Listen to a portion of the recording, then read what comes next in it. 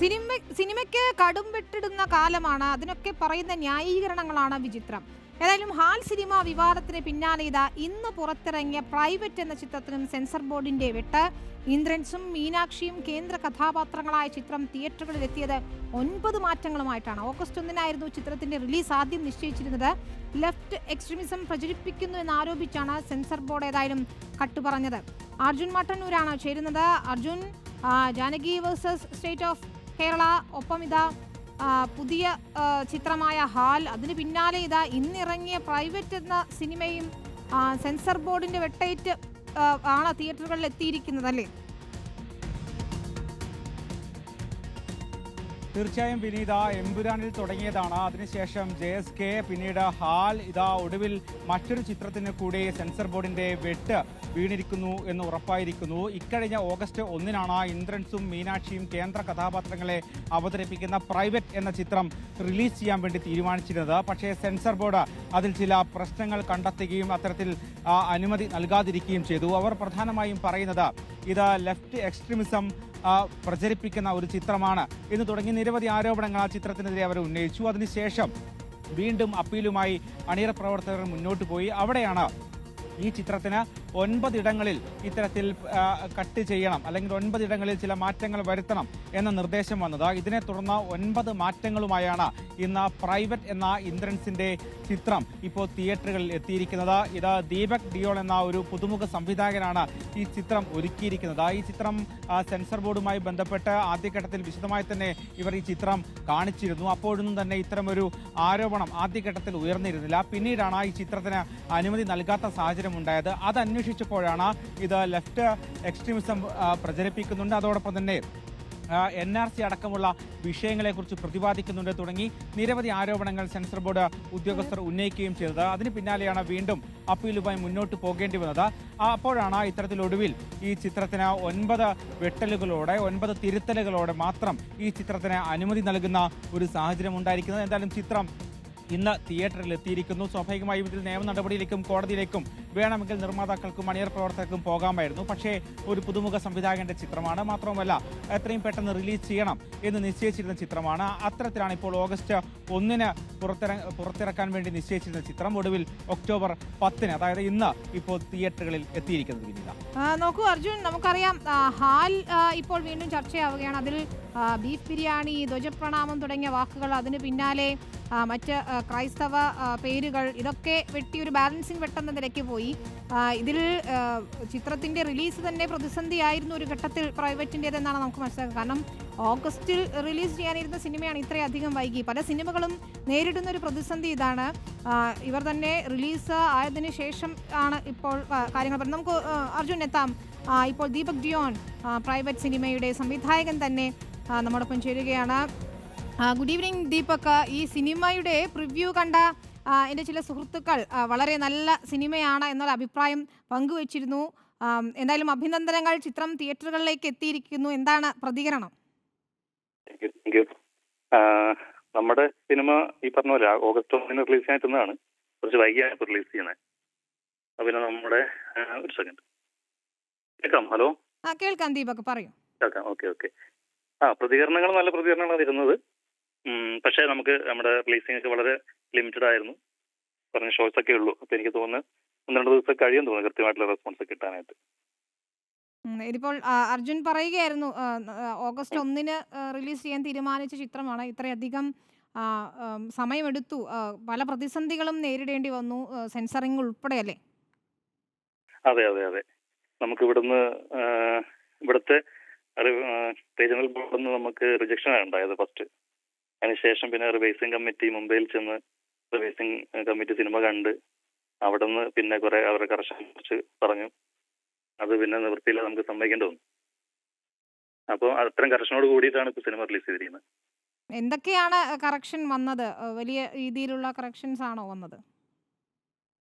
അതായത് അതിപ്പം ആദ്യം ഇവിടുന്ന് സത്യത്തിൽ ഒരു മൊത്തത്തിൽ സിനിമ തന്നെ പ്രശ്നമാണെന്നുള്ള രീതിയിലാണ് പറഞ്ഞത്. സിനിമയ്ക്ക് സർട്ടിഫിക്കറ്റ് തരാനേ പറ്റില്ല എന്നുള്ള രീതിയിലായിരുന്നു ട്രിവാൻഡ്രത്ത് നിന്ന് നമുക്ക് പറഞ്ഞത് സിനിമ കണ്ടിട്ട്. അപ്പോൾ അവർ പറഞ്ഞ കാര്യങ്ങൾ അത് പബ്ലിക്കായിട്ട് പറഞ്ഞു കഴിഞ്ഞാൽ ആളുകൾ ഈ സിനിമയിൽ എന്തോ ഇനി മാത്രം വലിയ ബോംബുണ്ടോ എന്നൊക്കെ പ്രതീക്ഷിക്കും, ഓവർ എക്സ്പെക്ടേഷൻ ഉണ്ടാകുമോ എന്നൊക്കെയുള്ള ചിന്തയിൽ നമ്മളത് അങ്ങനെ പബ്ലിക് ആക്കാതിരുന്നത് ആക്ച്വലി. പിന്നെ അത് കഴിഞ്ഞിട്ട് ഇപ്പൊ ഈ റിവൈസിംഗ് കമ്മിറ്റി പറഞ്ഞ സജഷൻസ് അല്ലെ കറക്ഷൻസ് എന്ന് പറയുന്നത് നമ്മളെ ബാധിക്കുന്നത് തന്നെയാണ്. പക്ഷെ വളരെ എന്താ പറയാ നമുക്ക് എന്താ പറയുക കോമഡി ആയിട്ട് തോന്നുന്ന കുറച്ച് കാര്യങ്ങളൊക്കെയാണ് ഇവർ പറയുന്നത്. അതിൽ എന്തൊക്കെയായിരുന്നു എന്ന് പറയാൻ ബുദ്ധിമുട്ടുണ്ടോ? കാരണം അല്ല അതിപ്പോ നമുക്കത് സ്പോയിലർ ആവാൻ സാധ്യതയുള്ള കാര്യങ്ങളായിരിക്കും. ഓക്കെ, സിനിമ ഇറങ്ങിയ നിലയ്ക്ക് ഇനിയിപ്പോൾ അത് പറയേണ്ടതില്ല എന്നാണ് വിചാരിക്കുന്നത് അല്ലേ? അങ്ങനെയല്ല, കാരണം അത് സബ്ജക്റ്റിന്റെ കോർ ഏരിയ ആയിട്ട് ബന്ധപ്പെട്ട് നിൽക്കുന്നതുകൊണ്ടേ നമുക്ക് ചില ഡയലോഗ്സ്, ചില സീനുകൾ, ചില വിഷ്വൽസ് ഒക്കെയാണ് അവർ മ്യൂട്ട് ചെയ്യാനൊക്കെ ആയിട്ടും പറയാനൊക്കെ ആയിട്ട് പറഞ്ഞിരിക്കുന്നത്. അപ്പൊ അത് എന്തായാലും ഇറങ്ങിയ സ്ഥിതിക്ക്, സിനിമ റിലീസ് ചെയ്ത സ്ഥിതിക്ക് അതിന്റെ ഡീറ്റെയിലോട്ട് പോകുന്നത് എത്ര കൊണ്ട് ഗുണമാകുന്ന ഡൗട്ട് ഉണ്ട്. അതുകൊണ്ടാണ് ശരി, അത് പറയണ്ട. പക്ഷേ ഏതെങ്കിലും ഒരു പ്രത്യേക താല്പര്യം അതിന് പിന്നിലുണ്ടെന്ന് തോന്നിയോ? കാരണം ഒരു വലിയ സമ്മർദ്ദത്തിലൂടെ ആയിരിക്കുമല്ലോ നിങ്ങൾ കടന്നു പോയിട്ടുണ്ടാവും. നമ്മൾ Janaki versus state of Kerala കണ്ടു. ഇപ്പോഴിതാ കഴിഞ്ഞ ദിവസങ്ങളിൽ ഹാൽ എന്ന സിനിമയുടെ സെൻസറിങ്ങുമായി ബന്ധപ്പെട്ട വിവാദങ്ങളൊക്കെ കാണുകയാണ്. സിനിമയുടെ ഒരു ക്രക്സിനെ അല്ലെങ്കിൽ ഒരു കഥാഗതിയൊക്കെ ബാധിക്കുന്ന രീതിയിൽ തന്നെയാണോ ഈ വെട്ട് വന്നിരിക്കുന്നത്? അല്ല, അതുണ്ട്. എന്തൊക്കെയോ ഇത്തരത്തിലുള്ള, അതായത് ഏറ്റവും ക്രിയേറ്റീവ് ആയിട്ടുള്ള നല്ല ഉദ്ദേശത്തോടെയുള്ള ഒരു ഇടപെടലാണ് ഇതെന്ന് നമുക്ക് ഒരിക്കലും പറയാൻ പറ്റില്ല. കാരണം സിനിമയായിട്ട് ബന്ധപ്പെട്ട് നിൽക്കുന്ന നമ്മൾ ഈ സിനിമ കണ്ടിട്ടുള്ള ആളുകൾക്കൊക്കെ ഇത് ഈ ഇടപെടലിന് പിന്നിൽ എന്താണ് എന്ന് സംശയിക്കുന്ന രീതിയിലുള്ള കാര്യങ്ങളാണ് നടന്നിട്ടുള്ളത്. കാരണം അത്രയും എന്താ പറയാ ഒരു പൊളിറ്റിക്കലി ഉള്ള താല്പര്യങ്ങളുള്ള പോലെയൊക്കെ നമുക്ക് തോന്നുന്നു. പക്ഷെ അതൊന്നും അങ്ങനെ വ്യക്തമായിട്ട് എവിടെയായിട്ട് നമുക്ക് പറയാൻ പറ്റില്ല. കാരണം അതൊന്നും പലതും റെക്കോർഡിക്കലി പോലും നമ്മളോട് പറയുന്നില്ല. ഇവര് വെർബലി പറയുന്ന കാര്യങ്ങളല്ലാതെ നമുക്ക് റിട്ടേൺ ആയിട്ടൊന്നും തരില്ല, ചോദിച്ചാൽ തരില്ല. അപ്പൊ അതൊന്നും നമുക്കിപ്പോ പബ്ലിക്കായിട്ട് പറഞ്ഞു കഴിഞ്ഞാൽ നമുക്ക് അതിനുള്ള എവിഡൻസ് ഒന്നുമില്ല കയ്യിൽ. അപ്പൊ അങ്ങനെയുള്ള ചില പ്രശ്നങ്ങളുണ്ട്. പിന്നെ എന്തായാലും പിന്തുണ ലഭിച്ചിരുന്നു എന്ന് തോന്നുന്നു അല്ലേ? തീർച്ചയായിട്ടും നമുക്ക് അസോസിയേഷന്റെ ഭാഗത്തൊക്കെ നല്ല സപ്പോർട്ടായിരുന്നു. നമ്മളൊരു ഘട്ടത്തിൽ കോടതിയിൽ പോകാനൊക്കെ ഉള്ള ഒരു തീരുമാനത്തിലേക്ക് എത്തിയതായിരുന്നു. അപ്പം ഫെഫ്കയുടെ ഭാഗത്ത് നല്ല സപ്പോർട്ട് ഉണ്ടായിരുന്നു. പക്ഷെ നമ്മുടെ ഒരു ചെറിയ ബഡ്ജറ്റിൽ ചെയ്തൊരു സിനിമയായതുകൊണ്ട് തന്നെ പ്രൊഡക്ഷൻ സൈഡ് മറ്റേ അങ്ങനെ നമുക്കൊരു ഒരു പരിധി കൂടുതലൊന്നും ഫണ്ട് ഹോൾഡ് ചെയ്യാനോ അങ്ങനെയൊക്കെയുള്ള ഒരു പരിമിതി ഉള്ളതുകൊണ്ട് നമുക്കത് അവസാനം കോൺഗ്രസ് ചെയ്താലും സിനിമ ഇറക്കുക എന്നൊരു അവസ്ഥയിലേക്ക് എത്തി. അതെ, മനസ്സിലായി. പക്ഷേ ഒരു കാര്യം കൂടി പറഞ്ഞ് നമുക്ക് അവസാനിപ്പിക്കാം. ഈ ആവിഷ്കാര സ്വാതന്ത്ര്യമാണല്ലോ ഒരു സിനിമ എന്ന് പറയുന്നത്, ഒരു ക്രാഫ്റ്റാണ്. പ്രത്യേകിച്ച് ഒരു സംവിധായകനെ സംബന്ധിച്ചിടത്തോളം അയാളുടെ ഒരുപാട് നാളത്തെ ഒരു പരിശ്രമമായിരിക്കും. ദീപകിനെ സംബന്ധിച്ചിടത്തോളം അത് തന്നെയായിരിക്കും. ആദ്യ സിനിമയിൽ തന്നെ ഇങ്ങനെ ഒരു പ്രതിസന്ധി നേരിടേണ്ടി വരികയാണ്. മൊത്തത്തിൽ അതൊരു നമ്മുടെ സിനിമയിലെ ഒരു ആവിഷ്കാര സ്വാതന്ത്ര്യത്തെ ഒക്കെ ബാധിക്കുന്ന നിലയിലാണ് ഈ പ്രവർത്തനങ്ങൾ എന്ന് തോന്നുന്നില്ലേ? തീർച്ചയായിട്ടും, ഒരു സംശയമില്ല കാര്യത്തിൽ. നമ്മളിപ്പോൾ സൈലന്റ് ആയിരിക്കുന്നു എന്ന് പറയുന്നത് നമ്മുടെ ഒരു നിവൃത്തികേടായിട്ട് മാത്രമേ പരിഗണിക്കാൻ പറ്റുള്ളൂ. കാരണം നമ്മളെല്ലാവരും തുടക്കക്കാര്, നമ്മുടെ സാമ്പത്തികമായിട്ടുള്ള പരിമിതികൾ അതെല്ലാം ഉള്ളതുകൊണ്ട് മാത്രം നമ്മൾ വേറെ ഓപ്ഷൻ ഇല്ലാതെ നമ്മൾ അങ്ങനെ പോകുന്നേ ഉള്ളൂ. ഇത് തരത്തിൽ പറഞ്ഞാൽ വളരെ എന്താ പറയാ ഏറ്റവും മോശം അവസ്ഥയാണത്. നമുക്കൊരു സോഷ്യലി റിലവൻ്റ് ആയ പൊളിറ്റിക്കൽ റിലവൻ്റ് ആയ ഒരു വിഷയം പറയാൻ പറ്റില്ല, ചില വേർഡ്സ് ഉപയോഗിക്കാൻ പറ്റില്ല. അത് തെറിവാക്കോ ന്യൂഡിറ്റോ അങ്ങനെയൊന്നും അല്ല. അത് അത്തരം കാര്യം അല്ലെങ്കിൽ വയലൻസ് അല്ല, ഇതൊന്നും അല്ല അവരുടെ വിഷയം. ചില പൊളിറ്റിക്കൽ സാധനങ്ങൾ, അത് ഇന്ത്യൻ ഭരണഘടന അനുവദിച്ചു തരുന്ന കാര്യങ്ങൾ, ആ ഫ്രെയിമിനുള്ളിൽ നിന്നുകൊണ്ട് പോലും ഒരു കാര്യം ചെയ്യാൻ പറ്റാത്തൊരു സാഹചര്യം ഇപ്പൊ ഉണ്ട് നിലവിൽ. ദീപകിനെ പോലെ ചിലപ്പോൾ ഒരുപാട് പേരുണ്ടായിരിക്കും അല്ലേ ഇതുപോലെ ഉറപ്പായിട്ടും ഉണ്ട്. കാരണം നമുക്കിത് അങ്ങനെ ഇതിനോട് ഫൈറ്റ് ചെയ്ത് നിൽക്കുക എന്ന് പറയുന്നത് എളുപ്പമല്ല. കാരണം അവിടെ പോയിട്ട് നമ്മൾ ലോജിക് ഒന്നും പറഞ്ഞിട്ട് കാര്യമില്ല.